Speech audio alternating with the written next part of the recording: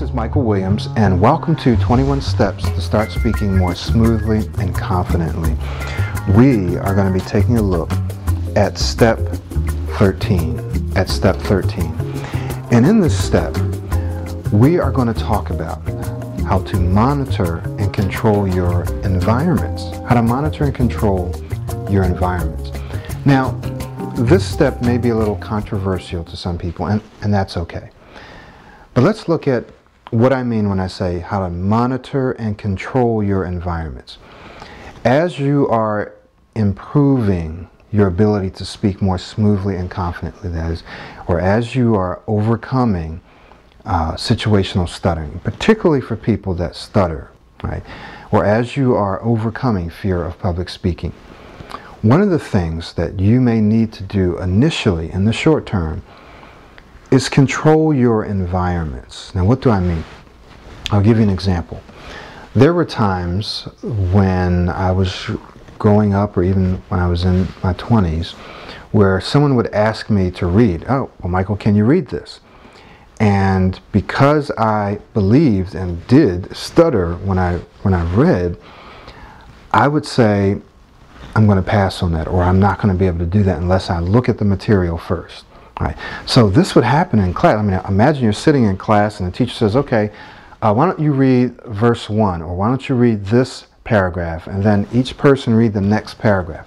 Well, I was terrorized and terrified when that happened, because I would count and go, okay, I need to read this, and am I going to be able to read it? Am I going to get stuck? So I would be absolutely terrified, even well into adulthood, when I wouldn't even want to go to workshops because I was afraid that I was going to have to read something or stand up and say something.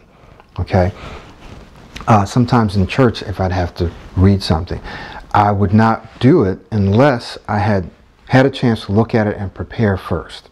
Because sometimes there'd be certain words I couldn't say, and I'd have to switch or use another word, right? And if I didn't have a chance to look at it, then I wouldn't be able to do that. So what I started to do was a few things, and these are short-term tips or tricks or strategies to use as you are developing the new speaking you. That is, as you are changing your self-concept, as you are developing a new memory, a new skill of speaking more smoothly and confident. So this is short-term, right? But what this does is this helps you to build more successful speaking situations. Sometimes people get in a situation and they mess up, and it totally destroys their self-esteem and self-confidence. And then they are literally terrified to do that thing again. And they don't do it again. So what I'm doing is giving you a strategy to help you build more successful speaking situations, okay? So I'm not saying avoid things necessarily, although there may be some things that you do avoid. However, to be very careful about this. So let's take a look at some things that you can do. One, for example, if you stutter or you're very, very shy, you could say, before you come into a situation like a workshop or a class, sometimes I stutter. You could tell the presenter that. Sometimes I stutter, or I'm very shy, or sometimes I'm very shy, and so it may take me a little while. Okay? Just announce that, let them know that. What that does is that calms you down and often gives you more confidence. Say, okay, I've gotten that out of the way. I don't have to hide it. And so I feel a little more comfortable speaking. You may tell the presenter or the leader or whatever, I may need to pass. So if I take a little while and I say pass, it's because sometimes I stutter, or because sometimes I'm not able to get out what I'd like to say. And people will often understand. So that's one technique. The second one that I've used is I would tell people, don't ask me to read something unless I've had a chance to look at it first. So some people come and say, Michael, can you read this for me? And I would say, no. Here, can you read? No. Let me take a look at it first, and if I don't have time to take a look at it, then I'm not going to read it. Right? And eventually I got to a place where someone could come and do that. In fact, this happened to me just last year. They came, they asked me to read something, and it was an automatic reaction to be hesitant. I said, well, let me just take a look at it. I looked at it, I said, okay, no problem, I can read it. So you'll get to a point where sometimes you have to say no, or say, just give me a few minutes to kind of look at it and prepare, but don't feel like you have to do it. Don't feel like you have to do it. Now, should you challenge yourself? Absolutely. You should absolutely challenge yourself and push yourself. But also know that you control your own environment and that you can say no, or you can say give me some more time, or you can say pass, or you can tell a person, well, sometimes I stutter a little bit. And so, well, how are you able to say that if you're stuttering? Well, I don't know. But so you control your environment. What that does is that gives you more confidence, just knowing that you're in control of your own environment. There are times where you may not be in control, and then you just have to do the best you can, right? Do the best you can. But anytime that you can exert control over your environment, do so. Why? Because each time you do that, you feel more confident. But second, you give yourself a greater chance of being successful. So I'm not saying avoid, I'm saying control. Monitor and control.